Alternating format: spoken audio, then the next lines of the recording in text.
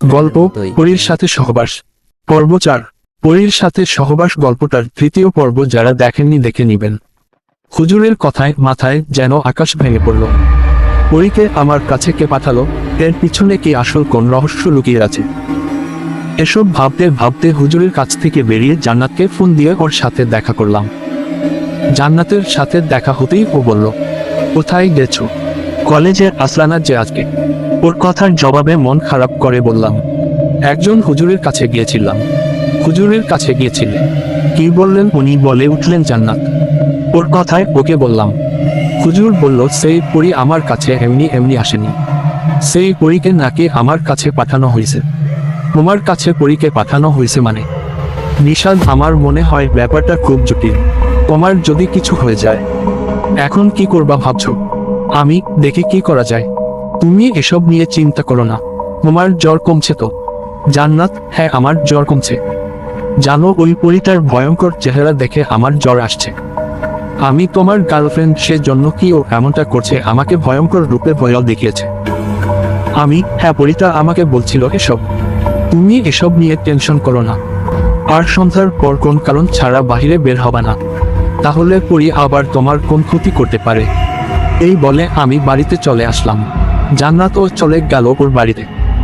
আমি বাড়িতে আসার পর সেই রাতে খাবার সময় আমি মা বাবাকে আমার বিষয়ে সব কথা খুলে বলি। সব কথা শুনে তো মা বাবা অবাক। আমার কথা শুনে মা বাবা ভেবেছিল আমি হয়তো মজা করছি। পরে ভালো করে বুঝিয়ে বলার পর বাবা বলল, নিশাদ, তোর সাথে এরকম একটা ঘটনা ঘটে তুই আগে কেন আমাদের বলিসনি? বাবার কথায় আমি বললাম, এরকম কথা তোমাদের কেমনে বলি, ভেবেছিলাম ঠিক হয়ে যাবে, কিন্তু এখন তো দিন দিন বিষয়টা যতটা চিহ্নটিল হয়ে যাচ্ছে, তাই বাধ্য হয়ে তোমাদের বললাম। আমার কথায় মা বললেন, তোর সাথে যা হচ্ছে এসব তো স্বাভাবিক কিছু না বাবা, এসব আমাদের আগে বলা উচিত ছিল। নিশাদের বাপ, এখন কি করা যায় বলো না? তাই তো বলি, আমার ছেলেটা কয়দিন ধরে এরকম মনমরা হয়ে থাকে কেন? ওর শরীরটা দেখেছো একবার, কেমন শুকাই গেছে। তুমি কিছু একটা করো না। মায়ের কথায় বাবা বললেন, তোমার ভাই মানে নিশাদের মামার একজন বন্ধু আছে না, উনি তো নাম করা কবিরাজ। ওনার অনেক নামডাক। নিশাদকে নিয়ে কালকে ওনার কাছে যাই। উনি তো বড় মাপের কবিরাজ, আশা করি ওনার কাছে গেলে উনি সবটা বলে দিবে। বাবার কথায় মা বললেন, হ্যাঁ তাহলে তাই হোক, কালকে ওনার কাছে নিয়ে যাই। মা বাবার কথায় আমি খাবার শেষে রুমে চলে গেলাম। রুমে যাবার কিছুক্ষণের মধ্যে ঘুম চলে আসলো। আমি যখন ঘুমে তখন একটা স্বপ্ন দেখি। আমি দেখি সেই পরী আমার কাছে এসে বলছে, নিশাদ, তোমার কাছ থেকে আমাকে কেউ আলাদা করতে পারবে না। আমি যা চাই তাই পাই, জোর করে হলেও সেটা আদায় করে নেই। এখন বলে পরী আমার বুকে মাথা রাখে। এরকম একটা স্বপ্নে ঘুম ভেঙে যেতে দেখলাম এক অবাক করা দৃশ্য। আমি স্বপ্নে দেখেছি পরী আমার বুকে মাথা রেখেছিল, এখন ঘুম ভেঙে যাবার পর সেটা বাস্তবে দেখছি। আমি দেখি পরী আমার বুকে মাথা রেখে শুয়ে আছে। এটা দেখে ওকে আমার বুক থেকে ধাক্কা দিয়ে সরিয়ে দিলাম। ওকে সরিয়ে দিয়ে বললাম, এই কি করছো? আমার কথার জবাবে পরী বলল, আমার পাওনা জিনিস আদায় করছি। আজকে না পেলে যে অনেক বড় ক্ষতি হয়ে যেত। পরীর কথায় বুঝতে পারলাম আজকেও সে আমার সাথে শারীরিক সম্পর্ক করছে। নিজের শরীরের পরিবর্তন দেখে ওকে বললাম, তুমি আজকেও আমার সাথে এমনটা করলা? আমি বারবার নিষেধ করার পর এরকম একটা কাজ করে যাচ্ছ।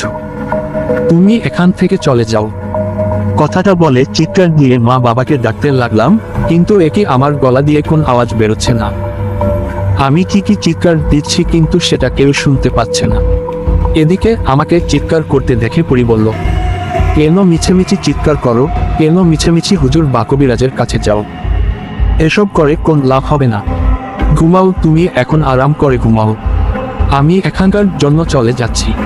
কথাটা বলে চলে গেল পরী। পরী চলে যাবার পর ভয় আর ঘুম আসছিল নাকি জানি পরী আবার কি করে। এই চিন্তায় না ঘুমিয়ে বাকি রাতটুকু পার করে দিলাম। রাত পেরিয়ে সকাল হলো। সকাল হতেই উঠে গোসল করে নিজের ঘরে এসে রেডি হচ্ছিলাম মা বাবার সাথে বড় কবিরাজের কাছে যাওয়ার জন্য। আমি যখন আয়নার সামনে দাঁড়িয়ে রেডি হচ্ছিলাম তখন খেয়াল করলাম আমার গলায় এক সাইডে দুটো কালো চিহ্ন। এটা কিসের চিহ্ন? জায়গাটায় স্পর্শ করতে একটু বাতারা চিহ্নটা অনুভব করলাম। ওদিকে মা বাবা রেডি হয়ে আমাকে ডাকছে, তাই এসব কিছু না ভেবে মা বাবার সাথে চলে গেলাম সেই কবিরাজের বাড়িতে। কবিরাজ আমার মামার ভালো বন্ধু। সেই হিসেবে মা বাবাকে আগে থেকে চিনত। সেখানে যাবার পর উনি আমাদের বসতে বললেন। কথা মতো আমরা বসে ওনাকে সব ঘটনা খুলে বললাম। সব শুনে কবিরাজ বললেন, বিষয়টা তো ভালো দেখছি না। আচ্ছা, আপনারা একটু অপেক্ষা করুন, আমি আমার একটা বিশেষ রুম আছে, সেখানে আমি আমার সাথে থাকা জিনদের সাথে কথা বলি, ওদের দিয়ে খোঁজ খবর নেই। আমি নিষাদের ব্যাপারে সমস্ত খোঁজ খবর নিয়ে আপনাদের বলছি, আপনারা একটু অপেক্ষা করুন, আমি না আসা পর্যন্ত কোথাও যাবেন না, আমাকে ডাকতে রুমে ঢুকবেন না। এই বলে কবিরাজ তার বিশেষ রুমে গিয়ে দরজা বন্ধ করে টিটি জারি করতে লাগলেন। আমরা বাহির থেকে শুনছি উনি কি রকম ভাষায় জানি কার সাথে কথা বলছেন। এভাবে চলে যায় কিছুটা সময়। কিছু সময় চলে যাবার পর ও কবিরাজ বের হয় না। আমরা এদিকে কবিরাজের জন্য অপেক্ষা করতে থাকি। এভাবে একটু একটু করে কেটে যায় প্রায় 2 ঘন্টা। 2 ঘন্টা পর কবিরাজ রুম থেকে বের হয়। উনি রুম থেকে বের হতে আমরা দেখি ওনার চোখে মুখে চিতারা চিহ্ন, এন্টার ছাপ। উনি এসে আমাদের পাশে বসলেন। এদিকে ওনাকে দেখে বাবা বললেন, ভাই কিছু জানতে পারলেন কি? বাবার কথায় কবিরাজ যা বললেন সেটা শুনে আমরা বিশ্বাস করতে পারছিলাম না। কবিরাজ বললেন, ভাই আমি রুমে গিয়ে আমার সাথে থাকা 2 জন শক্তিশালী বার্তাবাহক জিনকে পাঠাই আপনার ছেলের কাছে আশাপুরীর বিষয় খোঁজ নিতে। আমার সাথে থাকা জিন 2 জন প্রথমে খোঁজ নিয়ে এসে আমাকে যা বলেন সেটা শুনে আমি নিজেও অবাক হই। সেই জিন 2 জন বলেন, আপনার ছেলের কাছে যে আসে সে সাধারণ কোন পরী নম্বর, বয়স 1000 বছর। অবাক হয়ে যাওয়া মুখ। আর ওই পরীর এত সহজে কারো কাছে আসে না, ও এমনি এমনি আপনার ছেলের কাছে আসেনি, ওকে আপনার ছেলের কাছে পাঠানো হয়েছে কালো জাদুর মাধ্যমে। আপনার ছেলেকে ভয়ঙ্কর ভাবে কালো জাদু করা হয়েছে। কালো জাদু করে ওই পরীকে আপনার ছেলের কাছে পাঠানো হয়েছে আপনার ছেলের ক্ষতি করা ও মেরে ফেলার জন্য। সেই পরী আপনার ছেলের সাথে শুধু শারীরিক সম্পর্ক করে না, ওর শরীর থেকে রক্ত চুষে নেয়। কবিরাজের কথায় আমি আমার গলায় সেই চিহ্নটার কথা মনে করলাম। এক মুহূর্তের মধ্যে যেন বুকটা ধুকপুক করে উঠল। সেই কবিরাজ আরো বলল, সেই পরী আপনার ছেলের সাথে মোট 7 বার শারীরিক সম্পর্ক করবে, অলরেডি 4 বার করেছে। আর 3 বার বাকি, 7 বার করতে পারলে আপনার ছেলে মারা যাবে আর পরী হবে আরো অনেক শক্তিশালী, এই জন্য সেই পরী আপনার ছেলের কাছে আসে। কবিরাজের কথায় বাবা বলল, ভাই এসব কি বলেন, আমার ছেলেকে কে কালো জাদু করলো? বাবার কথায় কবিরাজ কি বলে সেটা জানতে পারবেন পরের পর্বে, অপেক্ষা করুন। নেক্সট পার্ট দিন পরে দেওয়া হবে। কিভাবে গল্পটা কেমন লাগতেছে সবার?